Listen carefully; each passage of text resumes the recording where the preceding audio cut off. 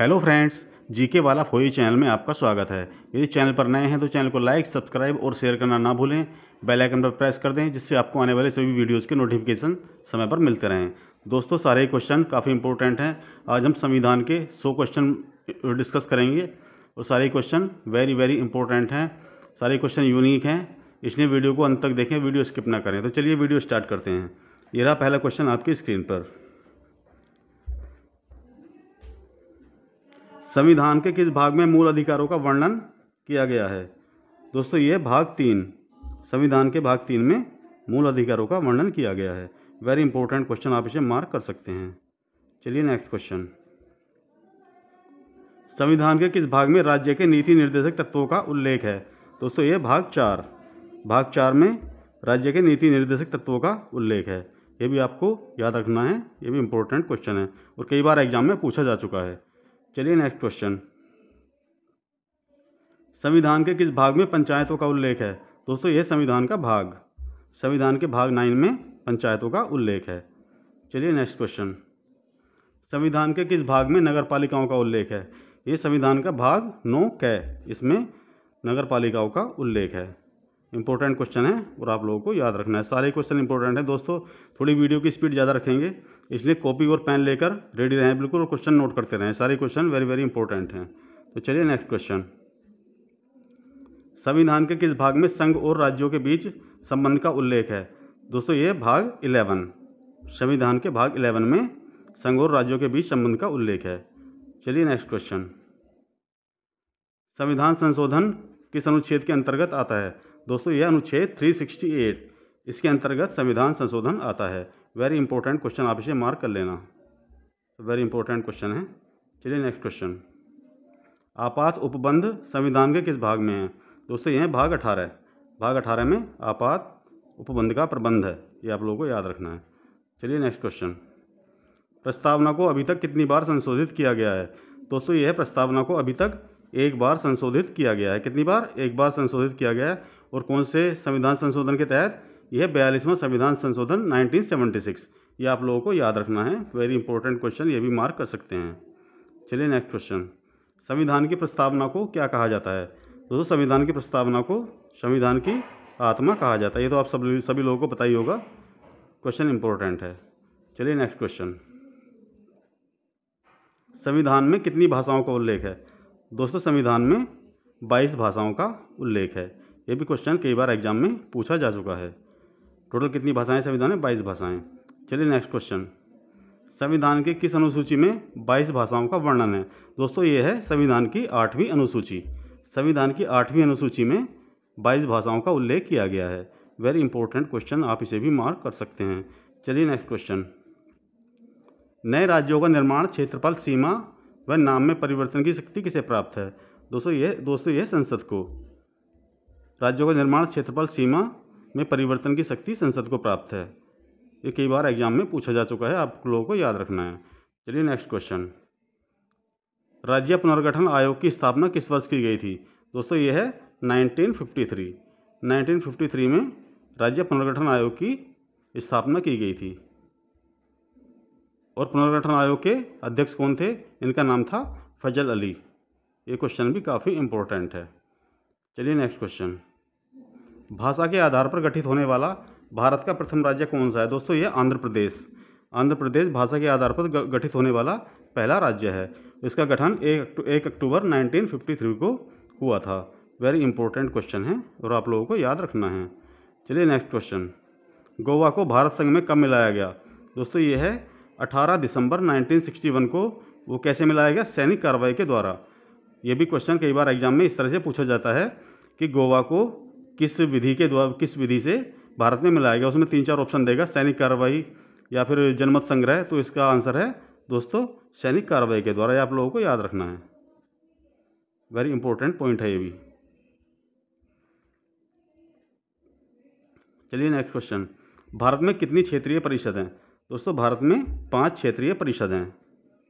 कितनी हैं? 5। और इनका क्षेत्रीय परिषद का अध्यक्ष कौन होता है? ये होता है होम मिनिस्टर, यानी गृह मंत्री क्षेत्रीय परिषद का अध्यक्ष होता है। चलिए नेक्स्ट क्वेश्चन। तेलंगाना का गठन कब किया गया? दोस्तों, तेलंगाना का गठन 2 जून 1914 को किया गया था। ये भी क्वेश्चन इंपॉर्टेंट है, 2 जून 1914 को, ये आप लोगों को याद रखना है। चलिए नेक्स्ट क्वेश्चन, भारतीय संविधान नागरिकों को किस प्रकार की नागरिकता प्रदान करता है? दोस्तों ये है एकल नागरिकता। भारतीय संविधान भारतीय नागरिकों को एकल नागरिकता प्रदान करता है। इंपॉर्टेंट क्वेश्चन है। चलिए नेक्स्ट क्वेश्चन, वर्तमान में मौलिक अधिकारों की कितनी संख्या है? दोस्तों वर्तमान में मौलिक अधिकारों की संख्या 6 है, ये आप लोगों को याद रखनी है। चलिए नेक्स्ट क्वेश्चन, विधि के समक्ष समता की व्यवस्था कहाँ से ली गई है? दोस्तों ये है ब्रिटेन के संविधान से, यानी ब्रिटिश संविधान से विधि के समक्ष समता की व्यवस्था ली गई है। कहाँ से ली गई है? ब्रिटेन से। ये भी क्वेश्चन इंपॉर्टेंट है। चलिए नेक्स्ट क्वेश्चन, अनुसूचित जाति की और जनजाति के लिए विशेष प्रावधान का उल्लेख किस अनुच्छेद में है? दोस्तों यह अनुच्छेद 15(4) और 16(4) में अनुसूचित जाति और जनजाति के लिए विशेष प्रावधान है। ये भी क्वेश्चन इंपॉर्टेंट है, आप लोगों को याद रखना है। चलिए नेक्स्ट क्वेश्चन, अस्पृश्यता का अंत किस अनुच्छेद के अंतर्गत आता है? दोस्तों यह अनुच्छेद 17, अनुच्छेद 17 के तहत अस्पृश्यता का अंत जो है उसमें आता है, अनुच्छेद 17 में। आप लोगों को याद रखना, इंपॉर्टेंट क्वेश्चन है। चलिए नेक्स्ट क्वेश्चन, उपाधियों का अंत किस अनुच्छेद के अंतर्गत आता है? दोस्तों यह है अनुच्छेद 18, अनुच्छेद 18 के अंतर्गत उपाधियों का अंत का जिक्र किया गया है। चलिए नेक्स्ट क्वेश्चन, संपत्ति के अधिकार को किस संशोधन द्वारा मूल अधिकार की श्रेणी से हटाया गया? दोस्तों ये क्वेश्चन वेरी वेरी इंपॉर्टेंट है और आप लोगों को याद रखना है। यह संपत्ति के अधिकार को 44वें संविधान संशोधन 44वें संविधान संशोधन अधिनियम 1978 के तहत संपत्ति के अधिकार को मूल अधिकारों की श्रेणी से हटा दिया गया था। ये क्वेश्चन वेरी वेरी इंपॉर्टेंट है और इसे कहाँ सबमिट मतलब किस में रखा गया? नेक्स्ट इसे रखा गया संपत्ति के अधिकार को अनुच्छेद ये 300 के अंतर्गत कानूनी अधिकार बन गया है अभी। और कौन से अनुच्छेद में आ गया अभी? ये अनुच्छेद 300 ये आप लोगों को याद रखना है। अभी ये मूल अधिकार नहीं है, अभी इसे ये कानूनी अधिकार है। क्या है? कानूनी अधिकार। आप लोगों को याद रखना है, वेरी वेरी इंपॉर्टेंट प्रश्न है। चलिए नेक्स्ट क्वेश्चन, स्वतंत्रता का अधिकार किस अनुच्छेद के अंतर्गत आता है?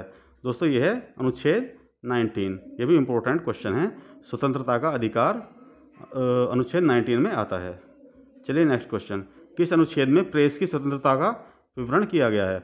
दोस्तों यह है 19(1) इसमें प्रेस की स्वतंत्रता का विवरण है। इंपॉर्टेंट प्रश्न है, सारे क्वेश्चन काफ़ी इंपॉर्टेंट डाले हुए दोस्तों मैंने, कई बार एग्जाम में पूछे जा चुके हैं क्वेश्चन, इसलिए क्वेश्चन वीडियो को ध्यानपूर्वक देखते रहें। चलिए नेक्स्ट क्वेश्चन, किस अनुच्छेद में अल्पसंख्यक वर्गों के हितों के संरक्षण का उल्लेख है? दोस्तों यह है अनुच्छेद 29 में।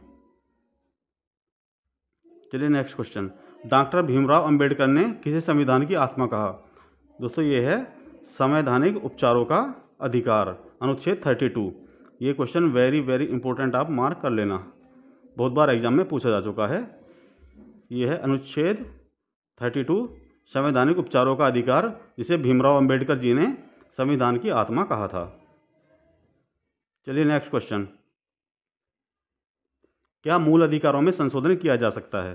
दोस्तों ये कई बार हाँ या ना में ही क्वेश्चन पूछा जाता है, क्या मूल अधिकारों में संशोधन किया जा सकता है? तो दोस्तों इसका आंसर है हाँ, संविधान में संशोधन किया जा सकता है। मूल अधिकारों में संविधान के मूल ढांचे में परिवर्तन नहीं होना चाहिए, इस आधार पर इसमें संशोधन किया जा सकता है। चलिए नेक्स्ट क्वेश्चन, किसे वैधानिक शक्ति प्राप्त नहीं है? दोस्तों ये हैं राज्य के नीति निर्देशक तत्व, जिन्हें वैधानिक शक्ति प्राप्त नहीं है। इन्हें लागू करना राज्य की इच्छा के ऊपर निर्भर होता है। इन्हें न्यायालय द्वारा लागू नहीं किया जा सकता, ये चीज़ आपको याद रखनी है। ये रहा इसका इंपॉर्टेंट पॉइंट जो मैंने डाला इसमें, ये भी आप लोगों को याद रखना है। इन्हें लागू करना राज्य की इच्छा पर निर्भर है, इन्हें न्यायालय द्वारा लागू नहीं किया जा सकता। चलिए नेक्स्ट क्वेश्चन, किस अनुच्छेद के तहत ग्राम पंचायतों के गठन का प्रावधान है? दोस्तों यह अनुच्छेद 40 यानी अनुच्छेद 40 के तहत ग्राम पंचायतों के गठन का प्रावधान है। Very important question. चलिए नेक्स्ट क्वेश्चन, किस अनुच्छेद के तहत नागरिकों के लिए एक समान आचार संहिता का प्रावधान है? दोस्तों यह है अनुच्छेद 44। अनुच्छेद 44 के तहत नागरिकों के लिए समान आचार संहिता का प्रावधान है। नागरिकों के लिए समान आचार संहिता। चलिए नेक्स्ट क्वेश्चन, किस अनुच्छेद के तहत वन्य जीवों की रक्षा का प्रावधान है? दोस्तों यह अनुच्छेद 48 क्या है? ये भी क्वेश्चन इंपॉर्टेंट है। आजकल वन्य जीवों के बारे में हर देश की गवर्नमेंट ज़्यादा ही ध्यान दे रही है, तो दोस्तों एक इसकी संभावनाएं बनती है नेक्स्ट अपकमिंग एग्जाम में आने की, और आप लोगों को याद रखना है अनुच्छेद 48 क्या के तहत वन्य जीवों की रक्षा का प्रावधान है। चलिए नेक्स्ट क्वेश्चन, किस अनुच्छेद के तहत न्यायपालिका व कार्यपालिका के पृथक्करण का प्रावधान है? दोस्तों यह अनुच्छेद 50, अनुच्छेद 50 के तहत न्यायपालिका व कार्यपालिका के पृथक्करण का प्रावधान है। चलिए नेक्स्ट क्वेश्चन, मौलिक कर्तव्यों का प्रावधान संविधान के किस अनुच्छेद में किया गया है? दोस्तों यह है अनुच्छेद 51 कै। 51 कै के अंतर्गत मौलिक कर्तव्य आते हैं, ये आप लोगों को याद रखना है। चलिए नेक्स्ट क्वेश्चन, किस संविधान संशोधन द्वारा मौलिक कर्तव्यों को संविधान में शामिल किया गया है? दोस्तों यह है 42वें संविधान संशोधन 1976 द्वारा मौलिक कर्तव्यों को संविधान में शामिल किया गया है, ये आप लोगों को याद रखना है। और दोस्तों 42वां संविधान संशोधन है, इसे मिनी कॉन्स्टिट्यूशन भी कहा जाता है। ये क्वेश्चन आगे आएगा, तो वीडियो देखते रहिए। चलिए नेक्स्ट क्वेश्चन, भारतीय संविधान में कितने मौलिक कर्तव्यों का उल्लेख है? दोस्तों यह मौलिक कर्तव्य हैं 11 मौलिक कर्तव्यों का उल्लेख है, और जो मूल अधिकार हैं वो 6 हैं, मौलिक कर्तव्य 11 है, 11 है, आप लोगों को याद रखना है। चलिए नेक्स्ट क्वेश्चन, संघीय कार्यपालिका का प्रमुख कौन होता है? दोस्तों यह है राष्ट्रपति। संघीय कार्यपालिका का प्रमुख राष्ट्रपति होता है। राष्ट्रपति के निर्वाचन के लिए कितनी आयु निर्धारित है? दोस्तों यह है 35 वर्ष। राष्ट्रपति और उपराष्ट्रपति दोनों की ही आयु के लिए दोनों के ही निर्वाचन के लिए 35 वर्ष आयु निर्धारित है, आप लोगों को याद रखना है, कई बार एग्जाम में पूछा जा चुका है। चलिए नेक्स्ट क्वेश्चन, संविधान के किस अनुच्छेद में राष्ट्रपति के निर्वाचन का उल्लेख है? दोस्तों यह है अनुच्छेद 54, यानी कि अनुच्छेद 54 में राष्ट्रपति के निर्वाचन का उल्लेख है, ये आप लोगों को याद रखना है। चलिए नेक्स्ट क्वेश्चन, राष्ट्रपति के निर्वाचक मंडल में कौन कौन से लोग शामिल होते हैं? दोस्तों ये होते हैं आपके लोकसभा, राज्यसभा और विधानसभाओं के निर्वाचित सदस्य, जो कि राष्ट्रपति के निर्वाचक मंडल में शामिल होते हैं। क्वेश्चन काफ़ी इंपॉर्टेंट है, वेरी वेरी इंपॉर्टेंट, आप इसे मार्क कर सकते हैं, वेरी वेरी इंपॉर्टेंट। चलिए नेक्स्ट क्वेश्चन, राष्ट्रपति के पास किस सदन का सदस्य बनने की योग्यता होनी चाहिए? दोस्तों ये है राष्ट्रपति के पास लोकसभा का सदस्य बनने की योग्यता होनी चाहिए, वेरी इंपॉर्टेंट क्वेश्चन है, आप लोगों को याद रखना है। नेक्स्ट क्वेश्चन, राष्ट्रपति के चुनाव के लिए नामांकन हेतु उम्मीदवार के कम से कम कितने प्रस्तावक व कितने अनुमोदक होने चाहिए? दोस्तों ये 50 प्रस्तावक व 50 अनुमोदक होने चाहिए राष्ट्रपति के चुनाव के लिए नामांकन हेतु, ये आप लोगों को याद रखना है। उपराष्ट्रपति के लिए दोनों ही 20-20 होने चाहिए और राष्ट्रपति के लिए 50-50, ही आप लोगों को याद रखना है। चलिए नेक्स्ट क्वेश्चन, राष्ट्रपति की पदावधि कितने वर्ष की होती है? दोस्तों वेरी इजी क्वेश्चन, ये राष्ट्रपति की पदावधि आपको बताइए 5 वर्ष की होती है, राष्ट्रपति और उपराष्ट्रपति दोनों की, ये आप लोगों को याद ही होगा और याद भी रखना है। चलिए नेक्स्ट क्वेश्चन, राष्ट्रपति को पद व गोपनीयता की शपथ कौन दिलाता है? दोस्तों यह है मुख्य न्यायाधीश। मुख्य न्यायाधीश राष्ट्रपति को पद व गोपनीयता की शपथ दिलाता है। चलिए नेक्स्ट क्वेश्चन, राष्ट्रपति के पद की रिक्ति को कितने दिन के अंदर भरना आवश्यक है? दोस्तों ये 6 महीने, 6 महीने के अंदर राष्ट्रपति के पद की रिक्ति को भरना आवश्यक होता है, ये आप लोगों को याद रखना है। ये डेडलाइन है 6 महीने, 6 महीने से ज़्यादा टाइम नहीं दिया जा सकता, 6 महीने के अंदर राष्ट्रपति के पद को भरना ही होता है किसी भी कंडीशन में, आप लोगों को याद रखना है। चलिए नेक्स्ट क्वेश्चन, राष्ट्रपति का मासिक वेतन कितना होता है? दोस्तों राष्ट्रपति का मासिक वेतन 5 लाख रुपए है। ये क्वेश्चन इंपॉर्टेंट है और कई बार एग्जाम में पूछा जा चुका है, आप लोगों को याद रखना है। चलिए नेक्स्ट क्वेश्चन, राष्ट्रपति पर महाभियोग का उल्लेख संविधान के किस अनुच्छेद में किया गया है? दोस्तों ये अनुच्छेद 61 का 1, ये आप लोगों को याद रखना है, इसमें महाभियोग का उल्लेख किया गया है। राष्ट्रपति पर किस आधार पर महाभियोग लगाया जा सकता है? दोस्तों राष्ट्रपति पर महाभियोग केवल एक ही कंडीशन में लगाया जा सकता है, वो है केवल संविधान के अतिक्रमण के आधार पर। ये वेरी वेरी इंपॉर्टेंट क्वेश्चन है, केवल संविधान के अतिक्रमण के आधार पर ही राष्ट्रपति पर महाभियोग लगाया जा सकता है, ये सब वेरी वेरी इंपॉर्टेंट, मार्क कर लेना। चलिए नेक्स्ट क्वेश्चन, महाभियोग संसद की किस प्रकार की प्रक्रिया है? दोस्तों ये है अर्धन्यायिक प्रक्रिया, जो कि महाभियोग है राष्ट्रपति पर, वो संसद की अर्धन्यायिक प्रक्रिया है। इंपॉर्टेंट क्वेश्चन है, आप लोगों को याद रखना है। चलिए नेक्स्ट क्वेश्चन, भारत की प्रथम महिला राष्ट्रपति कौन है? दोस्तों ये हैं प्रतिभा देवी सिंह पाटिल, जो कि भारत की पहली महिला राष्ट्रपति थीं। ये आप लोगों को याद रखना है। चलिए नेक्स्ट क्वेश्चन, भारत के प्रधानमंत्री की नियुक्ति कौन करता है? दोस्तों ये हैं राष्ट्रपति। राष्ट्रपति भारत के प्रधानमंत्री की नियुक्ति करते हैं। चलिए नेक्स्ट क्वेश्चन, सर्वोच्च न्यायालय व उच्च न्यायालय के न्यायाधीशों की नियुक्ति कौन करता है? दोस्तों इनकी नियुक्ति करते हैं राष्ट्रपति। सर्वोच्च न्यायालय व उच्च न्यायालय के न्यायाधीशों की नियुक्ति, ये भी क्वेश्चन इंपॉर्टेंट है और आपको याद रखना है। राज्यपाल की नियुक्ति कौन करता है? तो राज्यपाल की नियुक्ति भी राष्ट्रपति ही करता है। चलिए नेक्स्ट क्वेश्चन, लोकसभा को भंग करने का अधिकार किसके पास है? दोस्तों ये भी राष्ट्रपति के ही पास है, लोकसभा को भंग करने का। राज्यसभा को भंग नहीं किया जा सकता है, आप लोगों को याद रखना है। संसद के द्वारा पारित विधेयक किसके अनुमोदन के बाद कानून बनता है? दोस्तों ये भी राष्ट्रपति है। संसद के द्वारा जो भी कोई विधेयक पारित होता है वो राष्ट्रपति के सिग्नेचर के बाद ही वो एक कानून बन जाता है, ये भी आप लोगों को याद रखना है। चलिए नेक्स्ट क्वेश्चन, दोस्तों पॉकेट वीटो किसके पास होता है? पॉकेट वीटो ये भी राष्ट्रपति के ही पास होता है।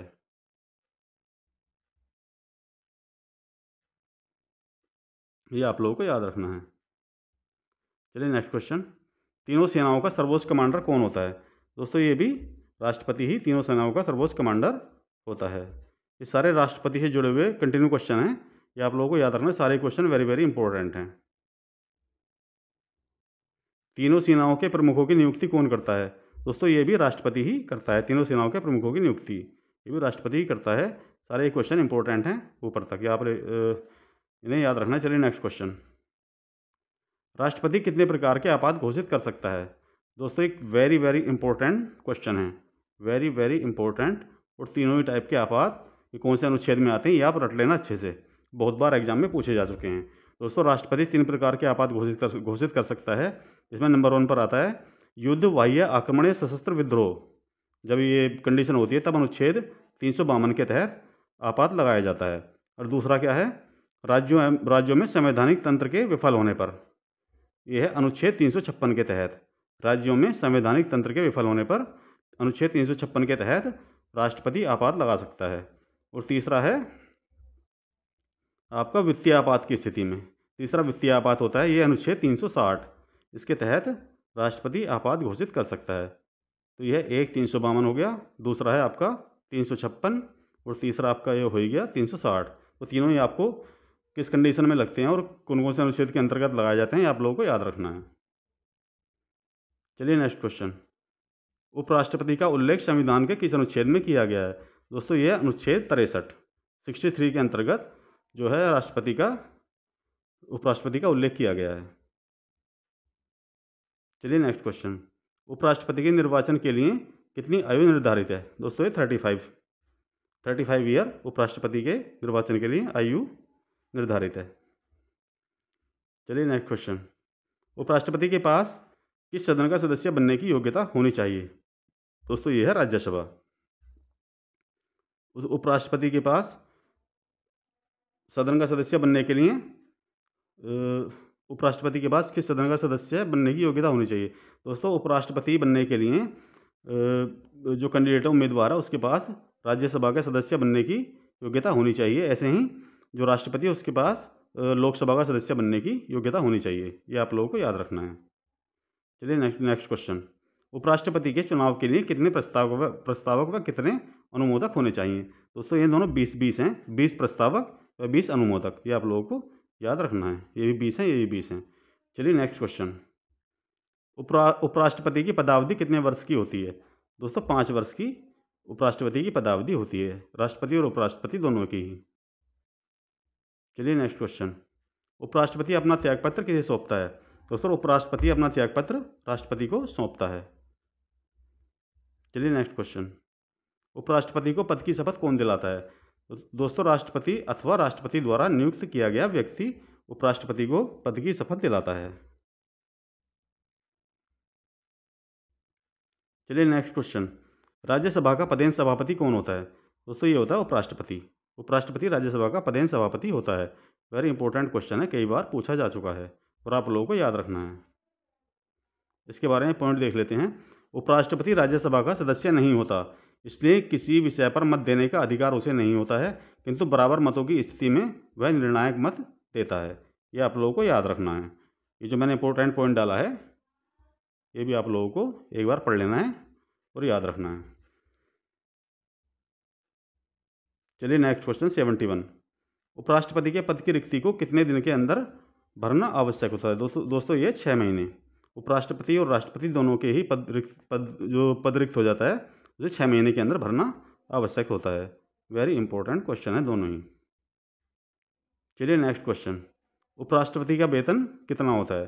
दोस्तों ये है 4 लाख रुपए। राष्ट्रपति का 5 लाख होता है और उपराष्ट्रपति का 4 लाख रुपए वेतन होता है। ये आप लोगों को याद रखना है, दोनों ही पॉइंट इंपॉर्टेंट हैं। चलिए नेक्स्ट क्वेश्चन। कार्यपालिका की वास्तविक शक्तियां किसमें निहित हैं?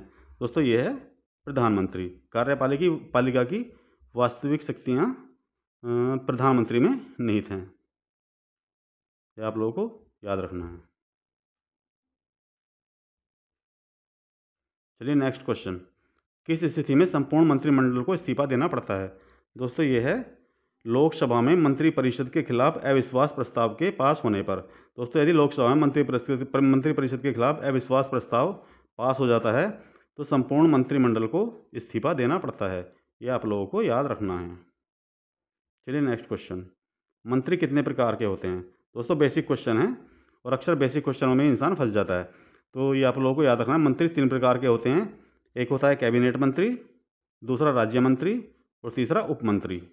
ये आप लोगों को याद रखना है। चलिए नेक्स्ट क्वेश्चन। नीति आयोग व राष्ट्रीय विकास परिषद का अध्यक्ष कौन होता है? दोस्तों ये है प्रधानमंत्री। प्रधानमंत्री नीति आयोग व राष्ट्रीय विकास परिषद का अध्यक्ष होता है। चलिए नेक्स्ट क्वेश्चन। सर्वाधिक समय तक प्रधानमंत्री कौन रहे? दोस्तों ये हैं भारत के पहले प्रधानमंत्री जवाहरलाल नेहरू। इनका कार्यकाल 16 वर्ष 286 दिन तक रहा था। ये सबसे लंबे समय तक प्रधानमंत्री रहे। ये आप लोगों को याद रखना है। चलिए नेक्स्ट क्वेश्चन।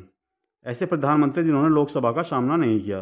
दोस्तों ये हैं चौधरी चरण सिंह, जिन्होंने लोकसभा का सामना नहीं किया था। इनका भी कार्यकाल काफ़ी शॉर्ट टर्म तक था। चलिए नेक्स्ट क्वेश्चन। सबसे कम उम्र में प्रधानमंत्री कौन बने? दोस्तों ये हैं राजीव गांधी, जो सबसे कम उम्र में प्रधानमंत्री बने थे। चलिए नेक्स्ट क्वेश्चन। सबसे अधिक उम्र में प्रधानमंत्री कौन बने? दोस्तों ये हैं मोरारजी देसाई, जो सबसे अधिक उम्र में प्रधानमंत्री बने। चलिए नेक्स्ट क्वेश्चन। एक कार्यकाल में सबसे कम अवधि के लिए प्रधानमंत्री कौन रहे?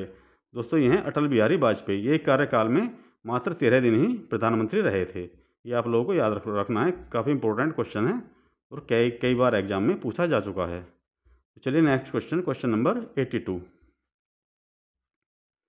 संविधान के किस अनुच्छेद द्वारा लोक सेवाओं को संरक्षण प्रदान किया गया है? दोस्तों यह अनुच्छेद 311 है। 311 के तहत लोक सेवाओं को संरक्षण प्रदान किया गया है। चलिए नेक्स्ट क्वेश्चन। केंद्र राज्य के प्रशासनिक संबंध भारतीय संविधान के किस अनुच्छेद में वर्णित हैं? दोस्तों यह है अनुच्छेद 256 से अनुच्छेद 263 तक केंद्र और राज्य के प्रशासनिक संबंधों का वर्णन किया गया है। चलिए क्वेश्चन नंबर 84। भारतीय संविधान के किस अनुच्छेद में मौलिक कर्तव्यों की चर्चा की गई है? दोस्तों ये है अनुच्छेद 51 क। इसमें मौलिक कर्तव्य इसके अंतर्गत आते हैं। आप लोगों को याद रखना है, वेरी वेरी इंपॉर्टेंट क्वेश्चन है। और मौलिक कर्तव्य कितने हैं? 11 मौलिक कर्तव्य हैं और जो मूल अधिकार हैं वो 6 हैं। आप लोगों को याद रखना है। चलिए नेक्स्ट क्वेश्चन। मिनी संविधान के नाम से किसे जाना जाता है? दोस्तों ये है, पहले बताया था मैंने, 42वें संविधान संशोधन को मिनी संविधान कहा जाता है, क्योंकि इस संशोधन के तहत काफ़ी सारे संशोधन एक साथ किए गए हैं। ये है 1976। ये 1976, ये भी आप लोगों को याद रखना है। 42वां संविधान संशोधन 1976, इसे मिनी संविधान कहा जाता है। चलिए नेक्स्ट क्वेश्चन। संविधान के किस अनुच्छेद में हिंदी भाषा के विकास के लिए निर्देश दिया गया है? दोस्तों ये अनुच्छेद 343। इसे याद करना भी काफ़ी आसान है, आगे पीछे 3 बीच में 4। याद रखना, हिंदी भाषा के विकास के लिए निर्देश अनुच्छेद 343, आगे पीछे 3 बीच में 4। चलिए नेक्स्ट क्वेश्चन। भारतीय संविधान किस अनुच्छेद में राज्य सरकार को ग्राम पंचायतों के संगठन का निर्देश देता है? दोस्तों ये अनुच्छेद 40। ये भी इंपॉर्टेंट क्वेश्चन है। चलिए नेक्स्ट क्वेश्चन। राष्ट्रपति संविधान के किस अनुच्छेद के अंतर्गत लोकसभा को भंग कर सकता है? दोस्तों ये है अनुच्छेद 85। अनुच्छेद 85 के तहत राष्ट्रपति संविधान लोकसभा को भंग कर सकता है। चलिए नेक्स्ट क्वेश्चन। संविधान के किस अनुच्छेद में संविधान के संशोधन की प्रक्रिया का उल्लेख है? दोस्तों यह है अनुच्छेद 355। चलिए क्वेश्चन नंबर 90। भारत में अभी तक कितनी बार आपातकाल लगाया गया है? दोस्तों भारत में अभी तक 3 बार आपातकाल लगाया गया है। ये भी क्वेश्चन इंपॉर्टेंट है। और ये है कब कब लगाया गया था आपातकाल? फर्स्ट टाइम लगाया था 1962 में, इंडिया चाइना वार के टाइम पे। और सेकेंड है 1971 में, इंडिया पाकिस्तान जो वार हुआ था जिसमें बांग्लादेश सेपरेट हुआ था। और थर्ड है जो इंदिरा गांधी ने जो आपातकाल लगाया था, ये 1975। ये तीनों आप लोगों को याद रखने हैं। चलिए नेक्स्ट क्वेश्चन नंबर 91। भारतीय संविधान के किस अनुच्छेद के अंतर्गत वित्त आयोग के गठन का प्रावधान है? दोस्तों यह अनुच्छेद 280। इसके अंतर्गत वित्त आयोग के गठन का प्रावधान है। चलिए नेक्स्ट क्वेश्चन। किस संविधान संशोधन के तहत समाजवादी शब्द जोड़ा गया? दोस्तों यह है 42वां संविधान संशोधन।